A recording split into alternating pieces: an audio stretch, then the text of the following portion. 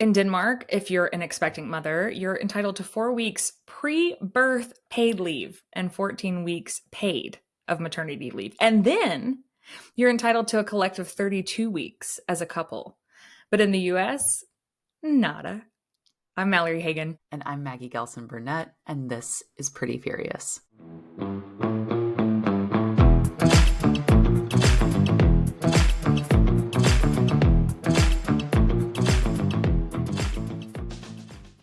This episode is brought to you by Basic. Located in the heart of downtown Birmingham, Alabama, Basic is a 100% women-owned and run, slow fashion and ethical lifestyle store. All apparel, art, and decor at Basic is responsibly made by individuals paid living wages within dignified working spaces. In addition, they donate a portion of every sale to human rights efforts. Visit Basic in person, downtown Birmingham, Alabama, or at www.abasicshop.com. Use code PRETTYFURIOUS for 15% off your first purchase. Mallory. Maggie.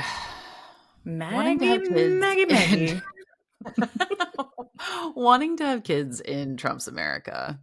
What a sick time. How are you feeling about that? Don't you wish we had 32 paid weeks of leave collectively? The 4 weeks pre-maternity, that's amazing. That's incredible. I actually didn't know that until I looked it up. Yeah, that's fascinating. I would really appreciate that. But yeah, so many conflicting feelings about wanting children in Trump's America. I think there's obviously there's the very glaringly obvious picture of just women's health and healthcare question mark. Do we still have that? And just sort of what that looks like on a state by state basis if you do have something that happens during pregnancy. I think that's really where my head goes, first and foremost. And then obviously the second large piece of, I don't know, if you have a girl and raising a woman, raising a daughter in Trump's America, super sick. So yeah, that's kind of where my head's at. It's a really weird place to be, I think, to want children right now, or to still have that desire, right? I totally understand. I think it's a conversation my husband and I have had. Anyone who follows me online knows that we have began the process of trying to start a family, or trying to add to our family, rather. And one of my greatest fears, is that I live in Alabama and the landscape of maternal health care here is abysmal. It's horrendous. I am 36 years old, so that adds to the risk factor of becoming pregnant. But also, as you mentioned, just bringing another human onto this planet in this shit show is a little terrifying, but I don't know if this helps. One thing I decided is that the greatest act of resistance that I can muster is to raise a good human who cares about the world around them and who will not be red-pilled by Trump's America, and who will be a contributing member of society in the best way we know how. Yeah, so exactly. We also just can't let the other side be the only people having babies. Then we're guaranteed for doom. Weren't we talking about that last week, maybe privately, that I was someone commented on that video of mine and was we can't just let the red keep having babies. Yes. That's actually such a fair point. We need to balance the scales. Speaking of comments, you guys should go follow us. We're at Pretty Furious Pod everywhere you could possibly find us. So TikTok, Instagram. Well, maybe not Facebook. We're not on the Book of Face. Maybe because our faces are younger than 65. Yeah, that's probably for the best, honestly. But that might be a fun place for some rage bait later on. So we'll circle back to the Facebook. We did learn that the mad faces on Facebook are 5 times more likely to get engagement. Thanks to Katie and Caro of Diabolical Lies, which it sounds like now our podcast is just going to be an ongoing promotion of theirs. They're welcome. If we could get a discount code, that'd be sick. Speaking of our faces, we can't be pretty furious without first being pretty. So we talk about products every week that we love. And this week, Maggie, what do you got? So I just got a new little tub of this. This is the Medicube Collagen Jelly Cream. So this is, first of all, I just want to point out that this is a massive container. It's half my face just for size. That is big. And I think that this was like $17 maybe. It is one of the best moisturizers I've ever used, especially in the winter, especially if you live somewhere cold. I'm in Illinois. So if you live somewhere where it's snowy and gloomy and gross out and your skin's dry, you need this moisturizer in your life. It's thick, but still is light on the skin. I can't even, it's magical. I'm obsessed with it. So, and it comes with this like cute little A spoon little thing. scooper thing. Yeah, I love Do that. you ever actually use those? I get them and then I'm annoyed by them, so I end up throwing. I know you're supposed to, it's like more hygienic or something. I don't know. This is the only one I use. Full Got it. transparency. This one, and then I use one for like this one specific face mask I have, but that's literally it. So I do actually use this one.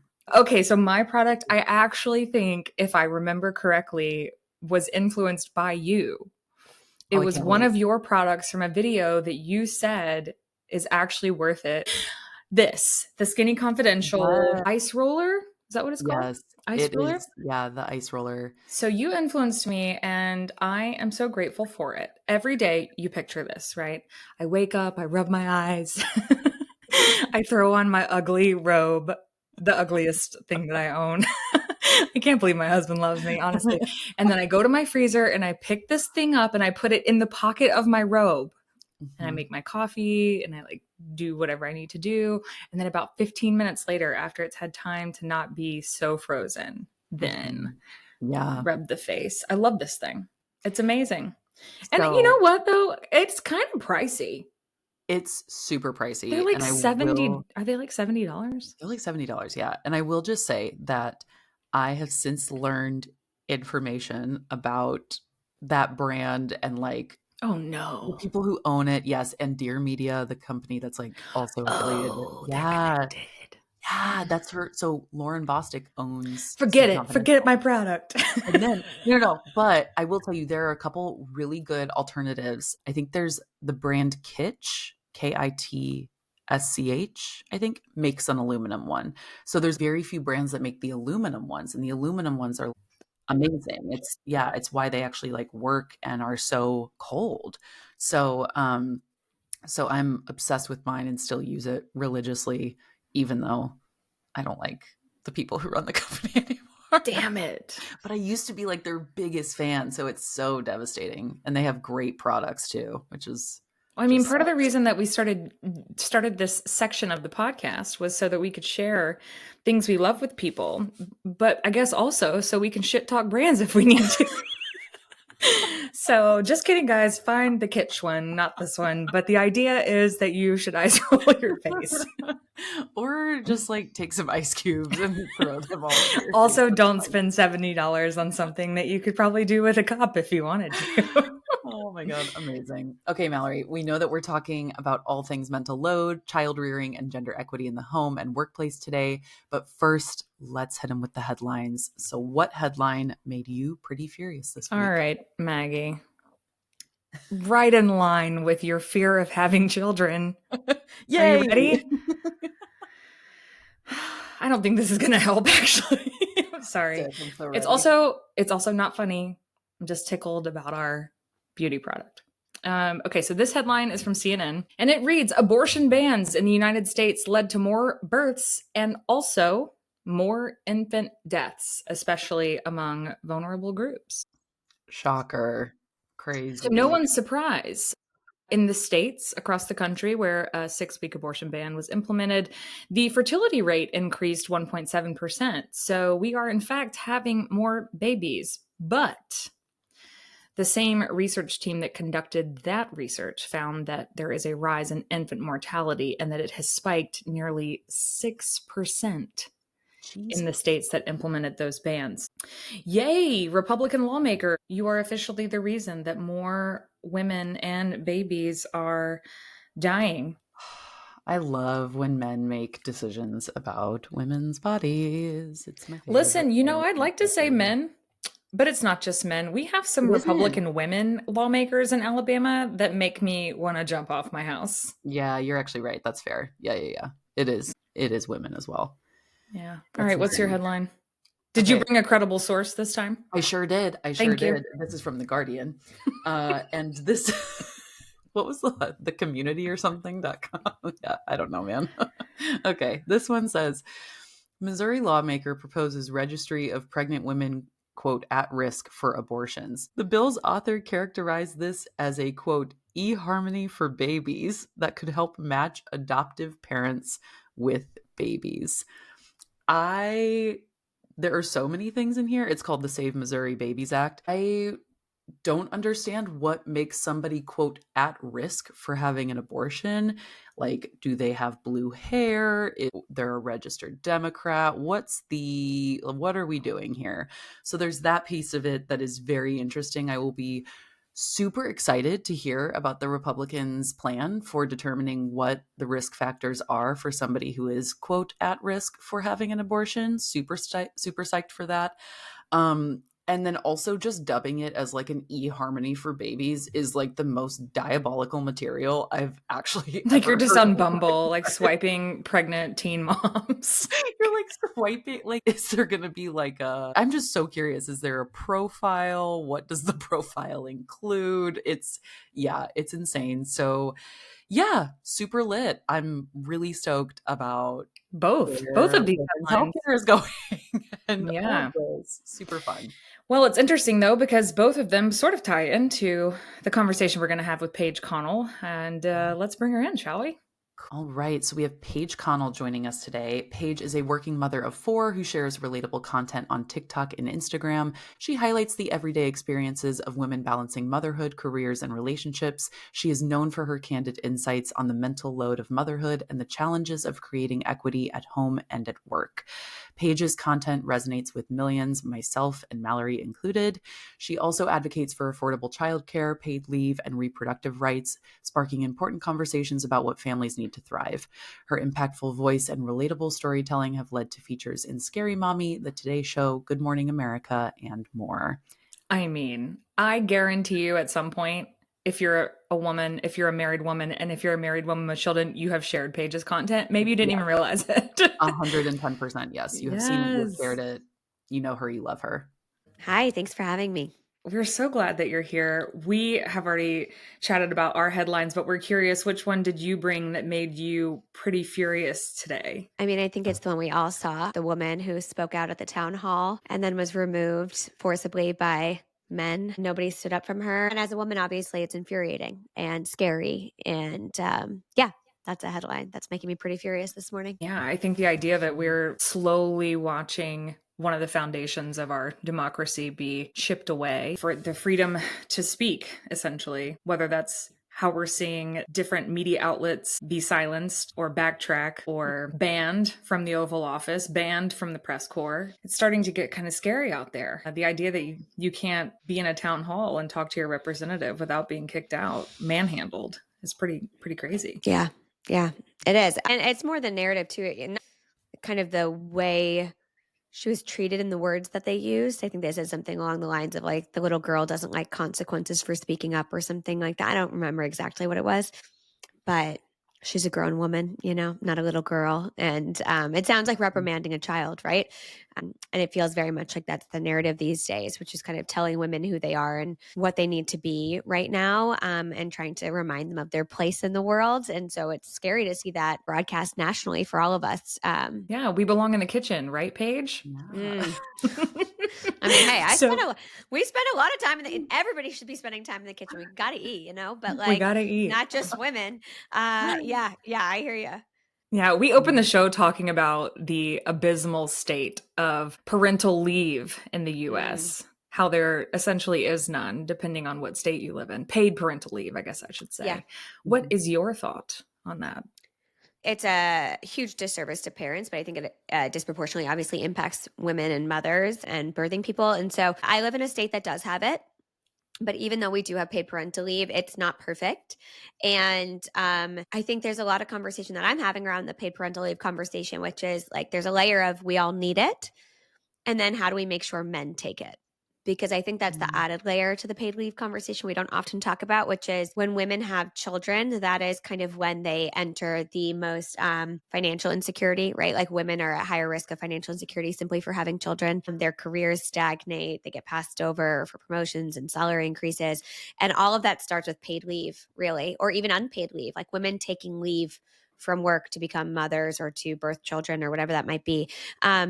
harms them ultimately in the long run. And so like part of me is like, yes, we all need paid leave, but we also need men to be taking their paid leave and to be actually taking it, not going on vacation with it, not checking into work when they're on it. Paid leave, I think, is something I think about pretty much every single day as I think about kind of gender equity as it exists right now, because I think so much of the inequities that happen between men and women as parents specifically start right then and there, kind of at the birth of the child, how we kind of show up in that moment. How did you recognize that showing up for you in your marriage? Yeah, became a parent a little bit different than others. I was a foster mom first and foremost. When we welcomed our two oldest kids, they were 1 and 2, so they're toddlers. And I took a leave because my boss was, and I say this like kind enough to offer me one because I was at a small company. He did not legally have to give me any kind of paid leave. The state of Massachusetts didn't require it, and also there was no PFMLA at the time. So he was nice enough to offer me 8 weeks fully paid, which was great. My husband did not get any leave. He took, I think, 2 weeks off of work with PTO, and that's all he had. And it really set up this dynamic where I kind of became this like default caregiver right off the bat because I was the one who was off. So I was researching daycares. I was taking them to their doctor's appointments. I was visiting with social workers and their biological parents. And I was doing all of that work because I was off and he was not. But also I got to bond with them more than he did. For children in foster care, I mean, it's incredibly important to have that time to bond and to build an attachment. He didn't get the same time that I did. And I will actually say for him, he hated it. He was like, I wish I could do what you're doing because our daughter at the time, she really didn't bond with him for a very, very long time because she didn't get to spend enough time with him. But with our biological children, we had children during the height of 2020 and 2022. So it was like peak COVID both times. And the first time, this is awful, but my husband got COVID like immediately after the birth of my daughter. And so he ended up being home on PTO and sick time for like several weeks longer than he would have been, which was like this weird blessing. So we had this like fake paternity leave, which was really helpful. And with our fourth, he actually got paid leave. He did. So he got paid leave through the state of Massachusetts, but it was a struggle because it's not your full pay. And we had 3 kids in daycare and you can't just, if you're in daycare, you can't just like pull them out and like pause payments. So we were getting half of his pay while he was out. And so he only ended up taking 4 weeks because it was one of those things we were trying to like just balance the cost of childcare with my needs. I had a C-section hysterectomy. So like physically I needed a lot of help from him early, So, I mean, it was amazing for him to be there and to have that time off. But I think even so, if I look back now, our expectations were very different on that 4th maternity leave. I remember him organizing his garage and me being like, you need to come inside now. I was like, you're here not to get stuff done around the house. I know there's value in that. I would love to go organize my closet right now, but there's a 4-week-old baby. So come on inside and feed her. It was a learning experience for us, but I'm lucky to have a partner who saw the value in taking that time, not just for me, but for him and his child. And if he'd had more, he would have taken it. Yeah. You talk a lot about just the mental load, generally speaking, and how this relates to gender equity and our marriages. And so I'm curious to know if there was a sort of turning point for you in your marriage where you were thinking to yourself, this is not right. I can't keep going like this. This is not the marriage that I want to be in. If there was a moment for you where that mental load really started to take its toll and make you realize that you couldn't keep going that way. Yeah, I think it started to show up a little bit before the birth of my 4th child. But again, circumstances were unique in the sense that prior to 2020, I went into an office every day. He went to work every day. Our kids were in daycare. And then 2020 hit and I became really the default, right? I was staying at home. I was taking care of the kids. I was working full time. I was doing the laundry and all of those things while I was at home. And he still had to, he's a first responder. So he still had to go to work. He never, not once had a day off during COVID. But yeah, so we went from having like a pretty equitable division of labor to everything really falling on my shoulders. And then as the pandemic progressed, daycare would send the kids home for exposure and they'd be home for 14 days and then they'd go back and then they'd come home for 14 days. And it was always me because I worked from home. I remember kind of feeling like I was reaching a breaking point. I need help. I can't be the one doing this. And I understand, like at the time I was like, I understand your job doesn't have this flexibility. Like mine does. My job's not going to get mad at me. They're not going to fire me, but I'm exhausted and I'm burnt out and I can't keep doing this. So we figured out a different childcare solution at that time. That summer, I think she was like 2.5 months old. And I sat my husband down and I was like, I think I either want a divorce or I think we need to do something different because I am so over this. I am over having to remind you to empty the dishwasher. I am over asking you to empty the trash. My husband is a very like hands-on dad. He always has been. My husband has always been a really supportive partner, a really hands-on father in the sense that like always at dinner, always at tubby time.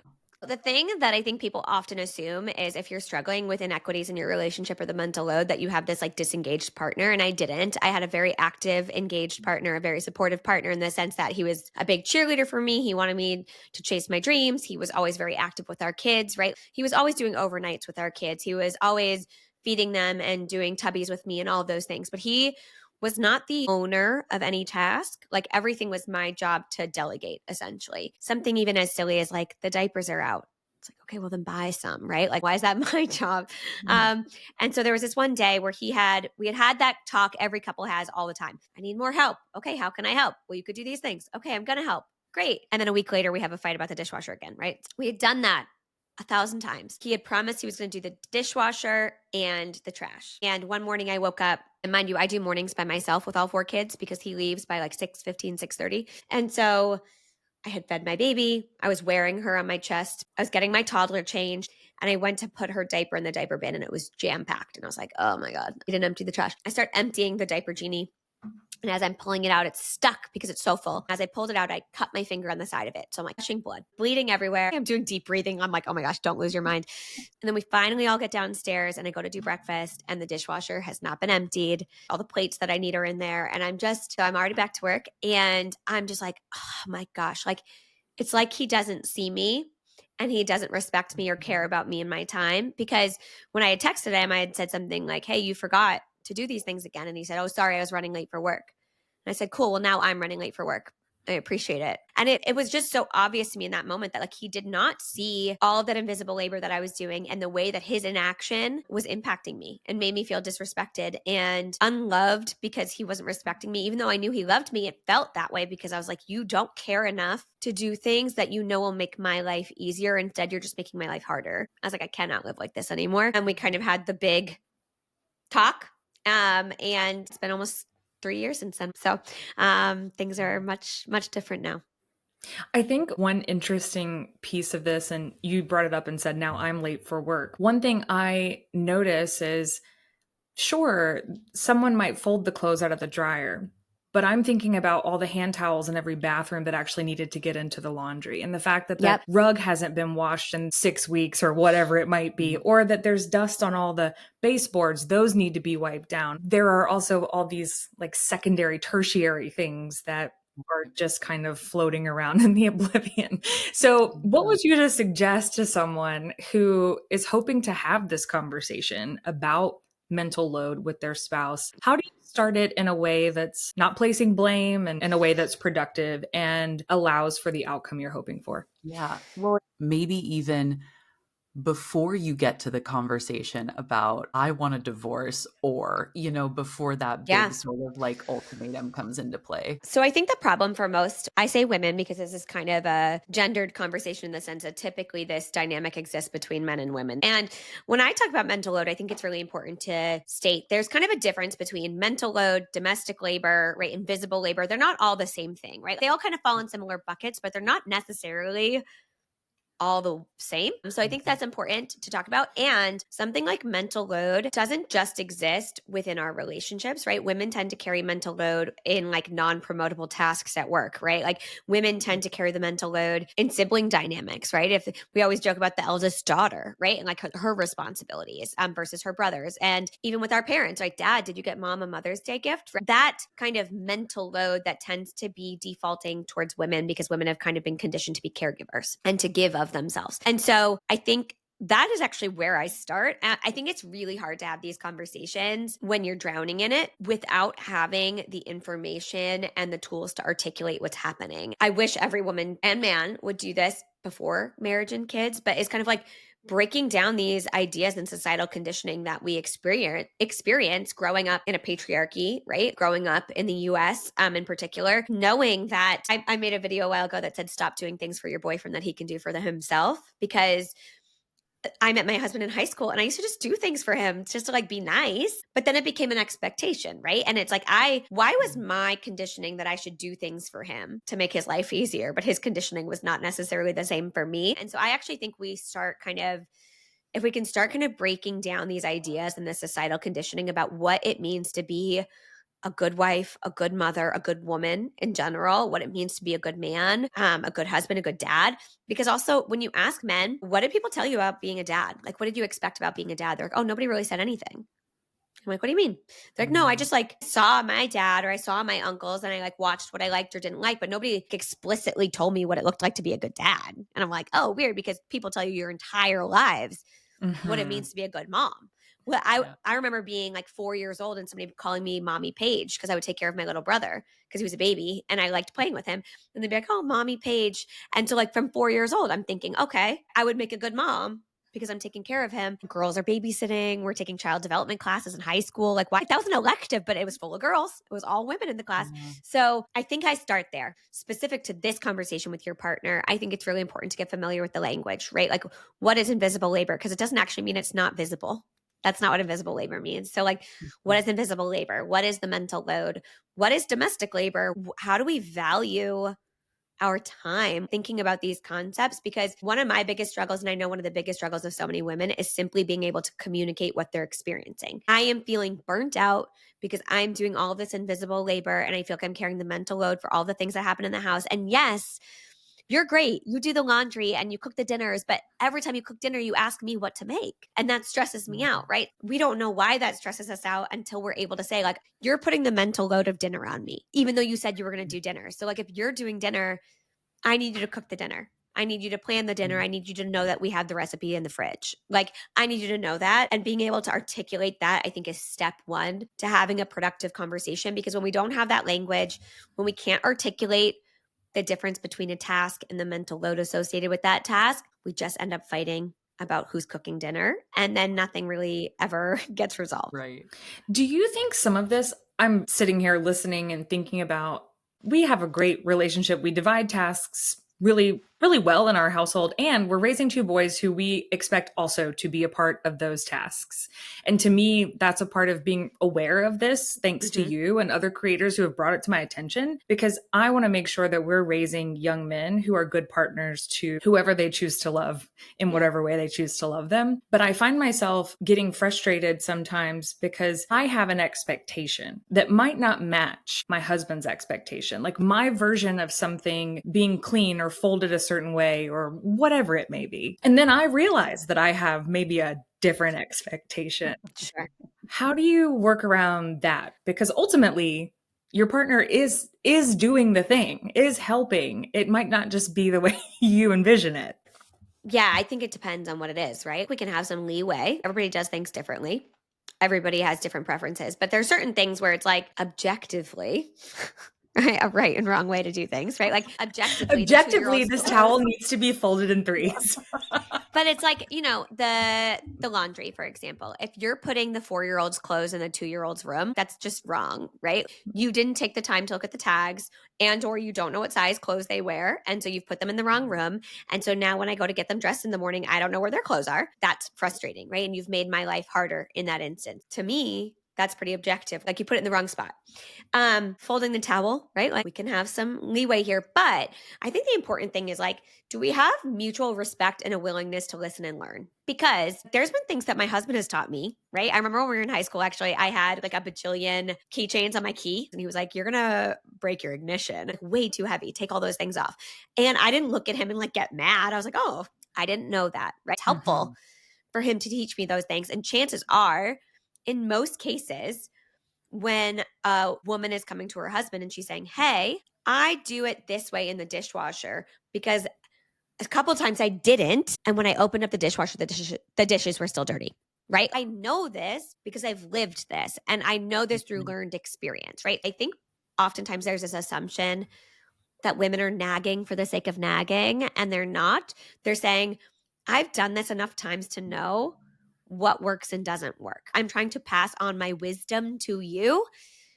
We have to have conversations. Eve Rodsky has a really nice way of saying this, which is it's standard of care. So what's the standard of care? And if you two can't agree on it, what would the average person agree to? And using that maybe as a benchmark as opposed to yours or mine. But something else I like to say for women is the reason women's standards are really high oftentimes is because they've been held to really high standards. And so the expectations for us have always been very different than those of men, right? We're in a ponytail, then we're not professional enough. If our makeup's not done, we're not professional enough, but men get to just roll out of bed and show up to work. Like that's how I think about that standard. So are her standards high unnecessarily or because she's been conditioned to have high standards and now she's holding you to those as well? Yeah. Oh, that's so That's good. the I clip. love that I love that you bring that up. Yeah, that's incredible. I'm curious to know what's so fascinating to me about the conversation about the mental load and about gender equity in the home and all of this is that it still usually falls on the woman to bring this conversation to the forefront of a relationship.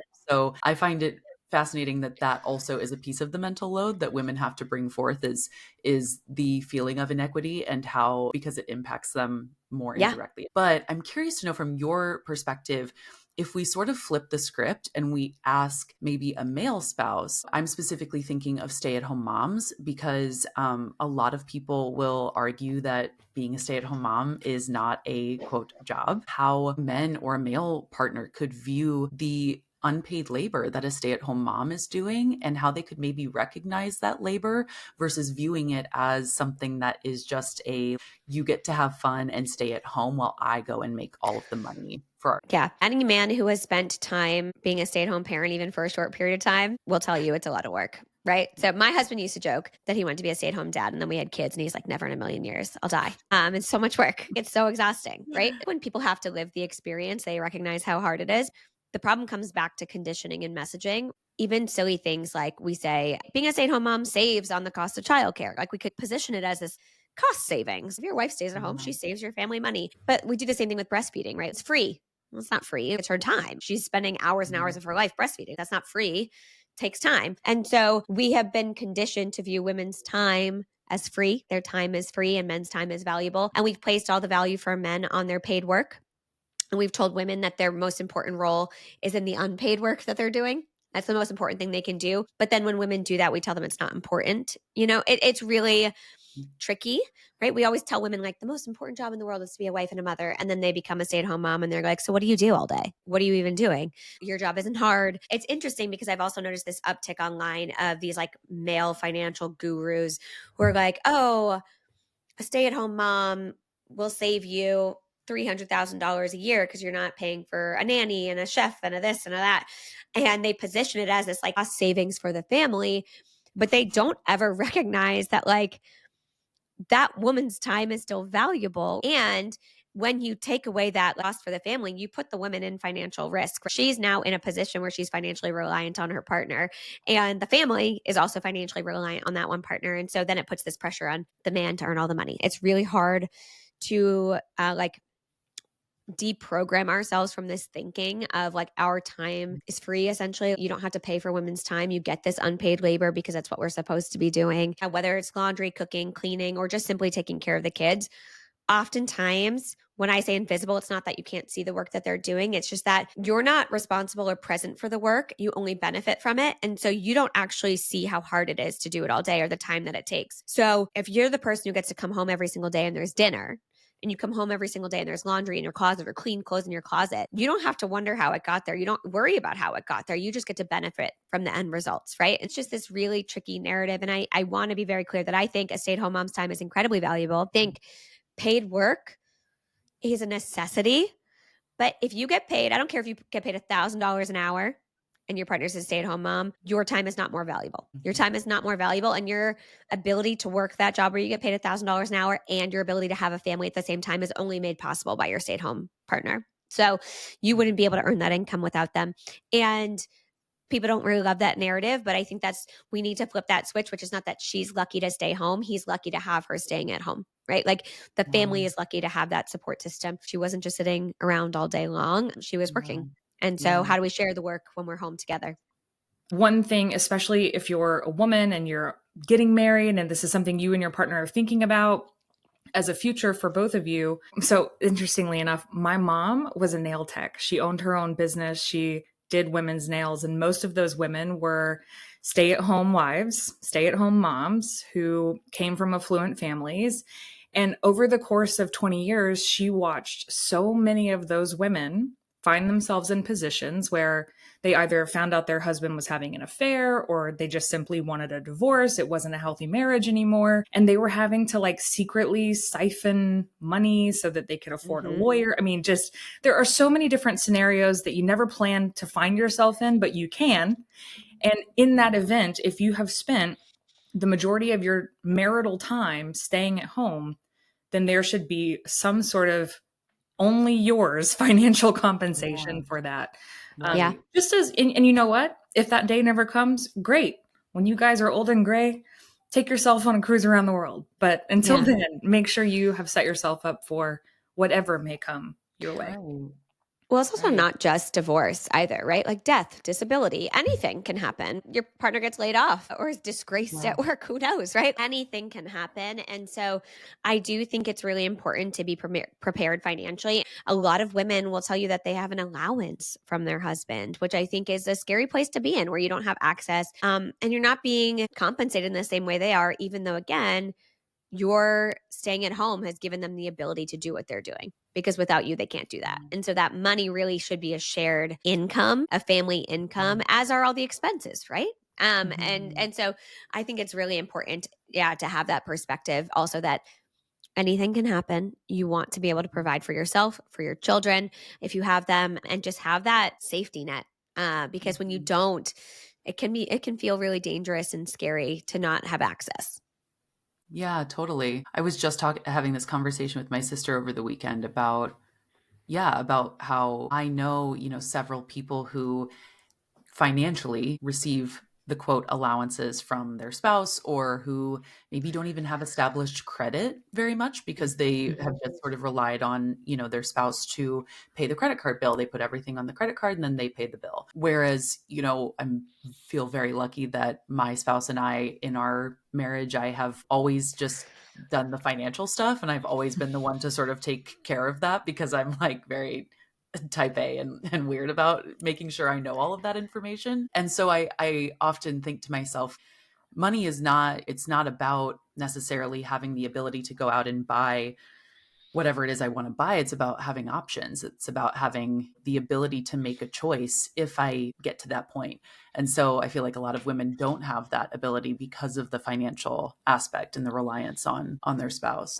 And I think it's something people don't want to think about or talk about, but it's the number one conversation we should be having before marriage. Oh, well, not the number one, but top conversation we should be having before we marry someone, for sure. But I'm sure you've seen it floating around the internet recently, where it's like, we're kind of the first generation of women to truly have our own financial freedom, whereas our mothers didn't really have that. If we have the ability to have that financial freedom and financial control and ability to earn money and have our own bank accounts and all those things, like, who are we to give that up when so many women who came before us just did not have that opportunity at all? And so I look at it through that lens as well, which is like, okay, this is my right. I want to have a bank account with just my name on it and nobody else's, and have that be mine. And I think my husband's never cared, right? Like, cause I think he's secure in the fact that, like, we're in this together. And if I were to choose to leave, then that's the choice that I'm making, right? But like, I don't think that should be a deterrent to anybody in marriage to want to have that safety net. Yeah. Well, part of that also is why we're in the space that we're in politically.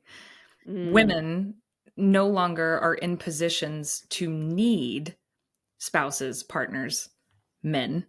No. Now it's an actual choice who you choose to spend your life with and how you choose to spend your time with that partner. And I think that's why we're seeing such a shift back toward the traditional wife, trad wife, and people saying things like women should just have more children, stay at home, etc. So what do you say to someone who might argue that women are biologically meant to, quote, stay at home, be a caregiver, have babies? I would say that that's just never been the case anyways.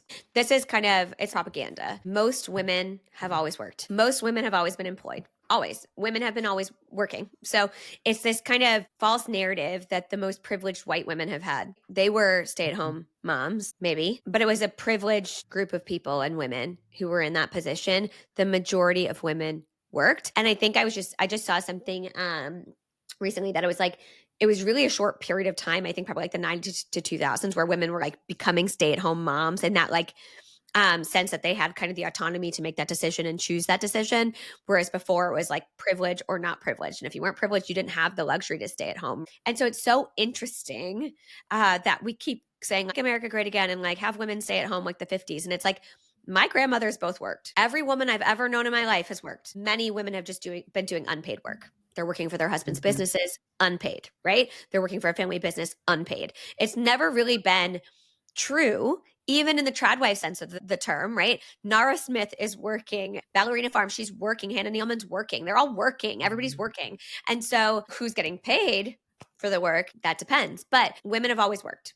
So I think what's happening right now is there's two things happening. There's a red pill of men, and we're telling them that equality is actually oppression and women's rights have made their lives worse and they're lonely and they're sad and it's all our fault.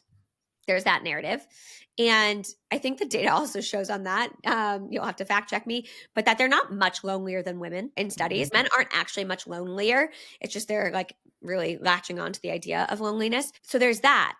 And that's coming up against women who are done doing all of the unpaid labor, being the wife, the mother, the full-time caretaker, earning a full-time salary, doing all that. The girl boss lean in culture. Women are saying, oh my gosh, I'm exhausted by modern marriage and motherhood and expectations because I was told I could do it all and be it all and have it all. And I can't. And I'm burnt out. And so something's got to give. Either I'm getting divorced or I have to leave my job or I don't know what's going to happen. And I think this trad wife idea is being served up to women. And we're saying like, hey, look, you don't have to answer those stupid emails. You don't have to sit in the fluorescent lights. Come over here where you can just be with your kids and not be stressed anymore. But when you talk to women who have made that choice, they are no less stressed. They have no more support. They are just as stressed, just as exhausted, and just as frustrated with the system because all of the things that were true before they left their jobs are still true after they leave them. And so they're still doing all the domestic labor. Now they're doing all the caretaking. Now they have no financial freedom. Now they have no safety net. Now they are doing all of that work without any of the freedom that came with having the job. And so many women are saying, how about instead of that, no kids, no husband, right? I'm not going to do those things because those are the things that feel like a trap. I think that's what a lot of women feel like. That feels like a trap. It feels like you're luring women down this ideal that ultimately just burns them out and creates this amount of work that they can't sustain. And well, I think we're also seeing a trend of women saying, I just got divorced and my workload stayed the same. So, or less, or less, right? Yeah. But we all three of us, it seems, are in healthy relationships where we communicate with our partners. We're at different stages of child rearing. And the goal here is to hopefully encourage other women and other partners to not get there, right? To have this conversation, to open up the floor and to, open up that dialogue between them and their partners. So thank you, Paige, for helping us do that today. Yeah. I mean, I think it's possible if you have a partner that's willing and able to have these conversations and to try and break down these ideas that are so deeply ingrained in us. And so, that's really the core of it. I don't think this is an individual issue. I really think it's important for every husband and wife to know that, it's not necessarily your fault that you fell into the trap, right? It's not you married the wrong guy. It's not that he's a bad guy. It's that we've all been conditioned to show up in a specific way that's no longer working for the way that the world works. And we have the opportunity to change that. And what better place to change it than within our homes? And when we have that support and change at home, we have more capacity to advocate for change outside of our homes and for equity outside of our homes. But when we're drowning at home, it feels really hard to do anything outside of it. And so I know we're all just trying to build a better future for ourselves and our kids. And I think it starts with us. So if you can have these conversations, if you can approach it, you asked me earlier kind of how to have a productive conversation. My biggest piece of advice is get on the same page about what your goal is. Like, what's the goal? Is it to Mm, have more mhm. time for one another? Is it to be happier? Is it to maybe you just want recognition? Maybe you don't even need Yeah. your partner to do more chores. And so get on the same page about the goal, because if you're on the same page about the goal and you guys are fighting towards a common good, right, for the Mhm. benefit of your family, you're less likely to feel like you're fighting against each other. Yeah. Team mentality for sure. Thank you so much, Paige. This episode is brought to you by the 100% women-owned and run brand Basic. Since 2016, Basic has empowered connection and conscious consumption among folks who believe that what we buy and wear should align with our values. From Southern makers to global fair trade brands, all apparel, art, and decor at Basic is responsibly made by individuals paid living wages within dignified working spaces. Basic also believes that businesses play an integral role in improving conditions, opportunities, and resources for others. As such, they donate a portion of every sale to human rights efforts. You can visit Basic in person in downtown Birmingham, Alabama, or shop at www.abasicshop.com. Use code PRETTYFURIOUS for 15% off your first purchase. We have a little game that we like to play with our guests that is called Fury or Fun, where we list off a few things and you tell us if they make you furious, if you think they're fun, et cetera, et cetera. I'm going to start with the first one, and I heard you hint at this earlier, so I suspect that I know your answer already, which is Fair Play, the book, and the card game. Fun. Amazing. We love it. I bring up Fair Play to literally anybody who will listen, and the documentary as well. I tell all my friends about it all the time. It's incredible. I think that's might be a great place that you might suggest to start for people, is to like watch that documentary, read the book. Even if you can't read the book, Eve has done like a million podcasts. I think listening to Eve Rodsky, the author, she's amazing. And then there's some other books too, like Fed Up or Emotional Labor. They're all good books on this topic. I think Fair Play is amazing. It's what really jump started my journey on this. It was listening to Eve on a podcast and then ultimately reading her book and doing the game. I think, in my opinion, there's a lot more that happens over the years of having these conversations. Like Fair Play is a really good place to start, though. Yeah, totally. All right, Cool. up next. I thought of this because I came home from New York yesterday. Plane rides. Ay. Fury. They're just falling out of the I have to take sky. a plane ride next week, so let's. I know. I have like 3 flights I have to book, and I'm like holding off. I need to book them. Okay, our next one is Miss Usha Vance. So a lot of people have like dubbed her as ultimate working mom because she had this amazing career and she was just insanely successful next to her husband, and her husband was actually not really in the spotlight for many years. So I'm curious to know, what are the vibes around her? Yeah, I mean, Fury for me, but I think I think she's a woman who's helping to uphold the patriarchy, right? Like, I think she's an incredibly intelligent person, and she knows what she's doing, right? And she's chosen to Yeah. kind of stand beside this. And I think that is, I think it speaks volumes, and I think it's intentional, obviously. And I think it's proximity to power. I don't know much about Mhm. Usha in particular. I haven't done a deep dive, but I think even just the arc of who JD was versus who JD is now, it just kind of shows this, person who's kind of aligned himself with power and money. And Mhm. I feel like Mhm. Usha's kind of been next to him for that journey.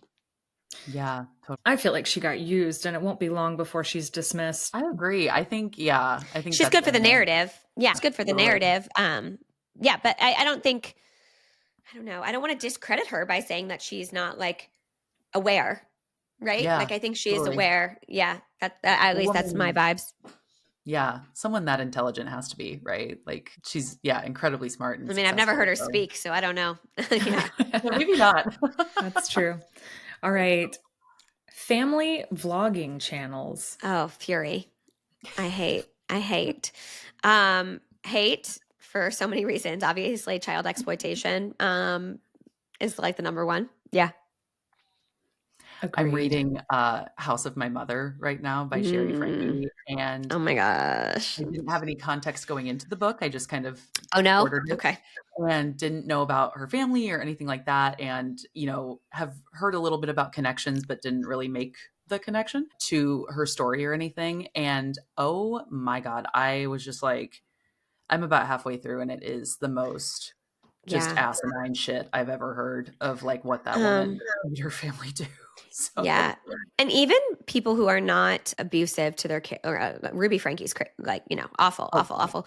mhm. But I think even the people that you love and they're like, it's just cute and fun and all those things, right? As a person who is public on the internet, it's a really violent place to be. Like there's a lot of awful stuff that happens online, and you have to have um, thick skin and a good therapist, hopefully, to deal with it. And when I see comments that are left about children, or content that is made about children.